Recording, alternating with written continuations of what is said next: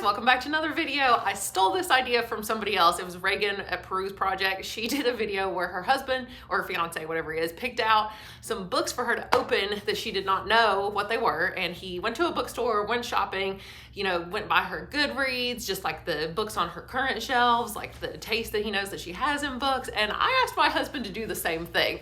So this was quite the adventure because we also had the baby with us at the bookstore. So he didn't have much time to pick out these books, but we have 5 books to open today. We just put them all in the same bag because we're too lazy to wrap and we don't have that kind of time. One of them did not arrive in time because he had to order it on eBay because apparently it's like really rare or hard to find or expensive or whatever. Anyway, so he got it on eBay, like used. And so I'm gonna look at it on the iPad in a minute to see what it is that he ordered me. But let's get started and just dive right in. I have no idea what these are. He said there's an assortment. I don't know if that means like it's different genres or what, but I think that my goal is I'm gonna try to read all of them. He said I can take them back if I don't want one, but I think I should have like a whole vlog where I have to read them. So let's see. I think I know one of these though, because I told him what I wanted basically, and it's probably the one that's on top. No, it's not. I want to open the one that I think I know what it is. It's a small, I think it might be this one. No, I do not know what this one is. Oh, wait, I've heard of this. Is this, oh, I think this is the second book in a series. This is the second. I'm pretty sure this is the sequel to the Bone Ships. Yeah, on the back this is the sequel to the Bone Ships. So we might have to go and get the first one, but I'm pretty sure. I've heard of R.J. Barker, and I've heard, even Robin Hobb says it's excellent. It reminds me of Robin Hobb. Like, it looks exactly like their Assassin's Apprentice, Live Ship Trader series. In fact, I remember when I first saw this cover, even the font made me think that this was a Robin Hobb book. But no, this is totally the second book in the series, or third, I don't even know. Does it say though? I don't think it tells you. Oh, here it is. Yeah, this is the third one. This is the third book in the series. The first one's the Bone Ships. The second one's called the Bone Ships, and the third one is the Bone Ships Wake. I'll have to show my husband that you can look in the front and see the names of all the books in order. And it also tells you on the back, but that is comical. Good thing we saved the receipt. Okay, moving on. So we'll go by the first one of that one because that's just funny. I really want to find the one that I know what it is. Maybe I know what this one is. Oh yeah, okay, this is the one I thought I knew what it was. So Keeper of the Lost Cities.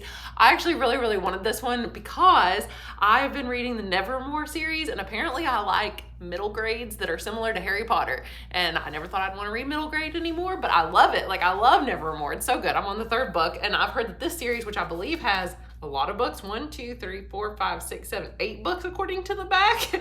So, and they're pretty long too for middle grade. But this, ooh, very new smelling, but really good. I don't know anything about it except that it is apparently similar to Harry Potter, and for fans of Nevermore, and a student at my school told me that if I liked Harry Potter, I would absolutely love Keeper of the Lost Cities. It looks like Nevermore. It reminds me of Nevermore. I don't know anything about what it's about.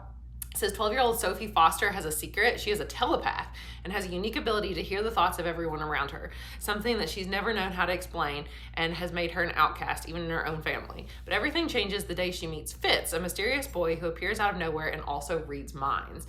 She discovers there's somewhere she does belong, and staying where she is will put her in grave danger. In the blink of an eye, Sophie is forced to leave behind everything and start a new life in a place that is vastly different from her own. Sophie has new rules and skills to learn, and not everyone is thrilled with her homecoming. There are secrets buried deep in Sophie's memory, secrets that other people desperately want, would even kill for, ... So this actually sounds a lot different than the plot of Nevermore. I'm hoping that there's not a magical school because I'm kind of tired of the magical school setting, honestly. So, but anyway, fingers crossed that this will be a really good book series because I already bought, my husband bought me the first one, so I guess I'm reading it. Okay, let's move on. I feel a hardback and a small paperback. Like, it's really short. Let's get this really short little paperback thing. What is this? Is this manga? No, but it's got, I don't know what this is. The Melancholy Haruhi Suzumiya. But it's not manga. It looks like manga.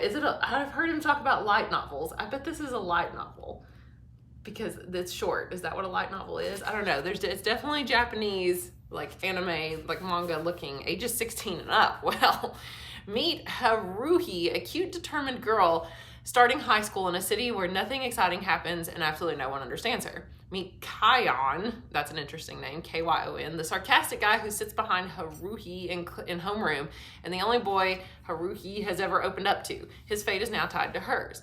Meet the SOS Brigade, SOS Brigade, an after-school club organized by Haruhi and Kyon, whatever, with a mission to seek out the extraordinary. Oh, and their second mission, to keep Haruhi happy, because even though she doesn't know it, Haruhi has the power to destroy the universe. What? I'm really intrigued as to his choice of, I'm guessing he's maybe heard of this, so he likes reading like manga and stuff, so maybe he has heard of this one and thought it was something I would enjoy. It is really short. I'm assuming it's gonna be like a series. Is this like book 1 or something? I don't know. It came out in 2003. English translation 2009. Interesting. Well, I guess I'm gonna try this. And oh wait, in the back there's like pictures. Check out a preview of the manga adaptation of this. So I'm guessing it's one of those things called a light novel. That would be my guess. And I'm guessing that there's probably more of them. I wonder if it's an anime too. I mean, it sounds cool. I wonder if I don't know, he must know that there's something in it that I will enjoy. I don't know what, but I did say I wanted some romance. I don't know, maybe he thinks it's got some romance in it. So we'll read this and we'll vlog it because I've never read anything like this in my life. Okay, so our last physical book to open. So this has been really interesting because the first one we got was actually the third in a series. So we're gonna go buy the first one, which is definitely piratey, so that's exciting. Let's see, the second one we got was one that I definitely wanted and I think I'm gonna like. This one is like nothing I've ever read before. The last one we'll have to look on Amazon and see, or on, well, it's the Amazon link, but he bought it on eBay. Anyway, let's see. This one's a big hardback. So, I've never heard of this. The Book of Dragons. It is really pretty. No, I've never heard of this. Illustrated, edited by. So is it like a collection of stories? It is. Nearly 30 stories and poems from some of the greatest science fiction and fantasy writers working together. Okay, let's see who I've heard of. Scott Lynch, yes. R.F. Kuang, yes. Garth Nix, I feel like I've heard that name. Other modern masters of fantasy and science fiction put their unique spin on the greatest and mythical beast, the dragon, in never-before-seen works, written exclusively for this fantasy anthology compiled by award-winning editor Jonathan Strahan and the art of somebody else. This is actually really exciting because committing to a whole series when I have a baby is really tricky. And since I'm already gonna apparently be committing to this series and you know, possibly even this series, then this is actually perfect. Stories and poems about dragons, like what? That sounds amazing. And it says there's artwork, let's see. Oh yeah, there's just like some artwork on the page. Like here's a poem. Oh my gosh, I love poetry. When's the last time I read poems? Especially not poems about dragons. Oh my gosh, this looks awesome. Well, he did a great job. Here's the contents. So there's actually quite a few. Ooh, short stories about dragons. I actually really like stuff about dragons. And this sounds perfect. This is something I probably never would have picked up on my own, and I've obviously never heard of it, but we'll read and review it on the channel here, and we'll let you know how it is. Okay, let's do our last book, which is not here yet. It's not gonna come till after Christmas, so that's why we're just gonna look and see what it is. It is pulled up here on the iPad. It is something that he ordered on eBay, because apparently it's really hard to find, and he found the idea for it, could not find it in the bookstore, found it on Amazon, but apparently it's quite expensive, so like I said, ordered it on eBay instead. But oh my gosh, it's actually perfect. It's called Theme Park Design and the Art of Themed Entertainment. I've been watching so many videos about I love theme parks. We got married at a theme park, or like right next door to one, and then had our reception at a theme park. Anyway, so this is perfect for me. Oh my gosh, it's by somebody named David Younger, but it says that the afterword is by Joe Rohde, who is obviously like a Disney legend, and Tony Baxter, who I've never heard of, but apparently he is also someone famous, I'm sure, from Disney World. But yeah, so it is, let's see, it says, want to design a theme park? Well, yes, I do.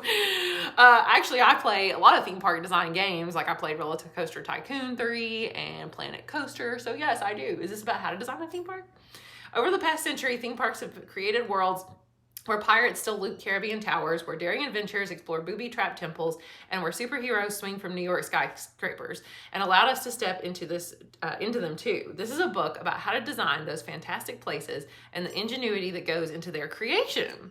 This is a handbook for the practicing designer, a textbook for the aspiring student, and a behind-the-scenes guidebook for the theme park fan. That's probably the part I'll want. I mean, I don't think I'm going to be designing theme parks anytime soon. I mean, hey, if Disney wants to hire me, sure. But let's see. It says there's hundreds of interviews with accomplished designers from Walt Disney Engineering, Universal Creative, Merlin Entertainments, I don't even know what that is, but it sounds cool, and more. Theme park design, the art of themed entertainment, explores everything from the stories, themes, and characters that theme parks bring to life to the business models, processes, and techniques that allow them to do it. From rocket ships to roller coasters, oh yes, roller coasters, fairy tales to fireworks. Oh, so it's even gonna have stuff about maybe the shows and things. And dinosaurs to dark rides. Never before has a book dived so deep into the art form of themed entertainment. That's perfect. I want like a deep dive. So many videos on YouTube will just be like a really short overview.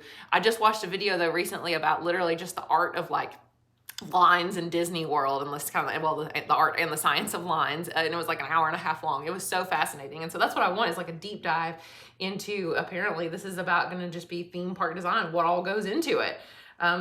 That would be so fascinating to know. I wonder if they're going to tell even like, what I really want to know is the psychology behind it, kind of like, what do they know about like human psychology, I guess, that would allow them to know what people want, like, you know, in thrill rides and in entertainment. And I don't know, this is just going to be so fascinating. So we'll definitely have to do some, ooh, that looks cool. Some videos about this book on the channel. So, oh, I see why you had to get it on eBay, because on Amazon it's $93 for the hardcover. What the heck?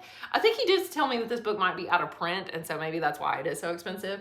Even just the paperback on Amazon is $46. Holy crap. So that would be why you got it on eBay. Makes total sense. So anyway, that'll be here after Christmas, but I'll show you the cover again. It looks super fascinating. It looks like a architectural plan there. I like that. So, of course, we love Disney. We're Disney fanatics. So I have a feeling that my husband might even read this too. So, all right. So those are some books that my husband picked out for me. Which one am I most excited about? I don't know. Well, the theme park. Probably the theme park book, honestly. That is super, super unique and cool.